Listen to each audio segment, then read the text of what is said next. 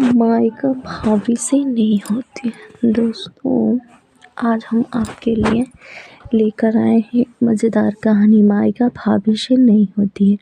तो चलिए हम स्टार्ट करते हैं। सोनल की भाभी सोनल को 4 बार फ़ोन कर चुकी थी, पर सोनल फ़ोन ही रिसीव नहीं कर रही थी। बाद में जब सोनल किचन से बाहर आई तो देखा उसकी भाभी की 4 मिस कॉल है। लगातार ये देखकर वह घबरा गई, क्योंकि उसकी भाभी को पता होता है कि अगर सोनल 2 बार में फ़ोन नहीं उठाती है तो इसका मतलब यही है कि वो अपने काम में व्यस्त है और या फिर फ़ोन से दूर है। अब सोनल का मन घबरा रहा था, क्योंकि भाभी के 4 फ़ोन लगातार आने से उसे टेंशन हो गई थी, क्योंकि सोनल की मम्मी की तबीयत इन दिनों ठीक नहीं चल रही थी। अभी 2 दिन पहले ही सोनल अपनी वह नहीं उठी, तब हमने डॉक्टर साहब को बुलाया। फिर उन्होंने बताया कि मम्मी जी अब नहीं रही। दीदी आप जल्दी से घर आ जाओ। इतना सुनते ही सोनल की आंखों से आंसू बहने लगे। पापा तो पहले ही उसे छोड़कर जा चुके थे और अब उसकी माँ भी नहीं रही। सोनल तो बिल्कुल बेहाल हो चुकी थी। अब सोनल ना रोते रोते यह बात सक्षम उसके पति को बताई तो सक्षम ने उसे संभाला और उसे जल्दी से कार में बिठाकर मायके ले गया।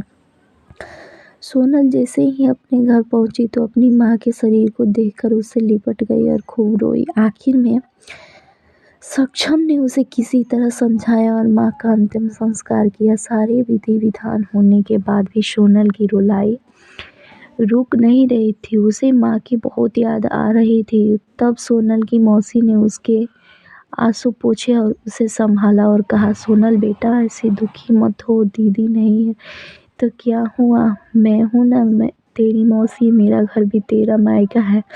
तेरा जब मन करे तब आ जाना अपनी मौसी के पास। वैसे कहते भी तो है न मौसी, मतलब माँ जैसी बेटी। मैं तेरा दर्द समझ सकती हूँ, क्योंकि तेरे पापा तो पहले ही तुझे छोड़कर जा चुके हैं और आज दीदी भी चली गई। कहते हैं ना कि माँ के जाने के बाद तो लड़कियां का मायका ही छूट जाता है। यह भाभी तो बस दुनिया को दिखाने के लिए नाम का रिश्ता होता है, क्योंकि मायका तो माँ से ही होती है। सोनल भी मन ही मन सोचने लगी कि शायद मौसी ठीक ही तो कह रही है। अब वो मौसी से लिपट कर जोर जोर से रोने लगी और कहने लगी, क्या मौसी, मेरा भी मायका अब नहीं रहा। तभी सोनल की भाभी दूर बैठी दोनों की बातें सुन रही थी। पहले तो भाभी ने सोनल को चुप कराया और फिर उसे दिलासा दी। फिर भाभी ने मौसी से कहा कि मौसी जी, आपने ऐसे कैसे कह दिया कि मायका केवल माँ से ही होता है। मैं मानती हूँ कि माँ का स्थान कोई नहीं ले सकता, लेकिन अभी दीदी के भैया भाभी जिंदा हैं और जब तक हम हैं दीदी का मायका हमेशा बना रहेगा। मैं पूरी कोशिश करूँगी दीदी को मम्मी जी की तरह प्यार और सम्मान देने की, और दीदी जब चाहे तब यहाँ आ सकती है। ये घर कल भी उनका था, आज भी उनका है, कल भी उनका ही रहेगा।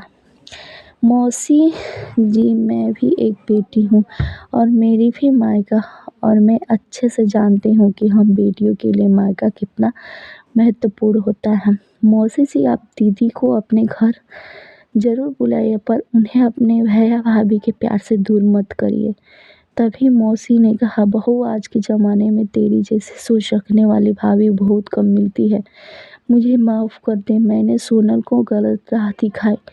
तभी सोनल अपनी भाभी की गले लग गई और बोली, भाभी आज आपने मुझे विश्वास दिला दिया कि भाभी भी माँ के समान होती है, और मैं संतुष्टि हूँ कि जब तक आप और भैया हो मेरा मायका सदा बना रहेगा। और किसी ने कहा ना है ना कि भाभी माँ के समान होती है।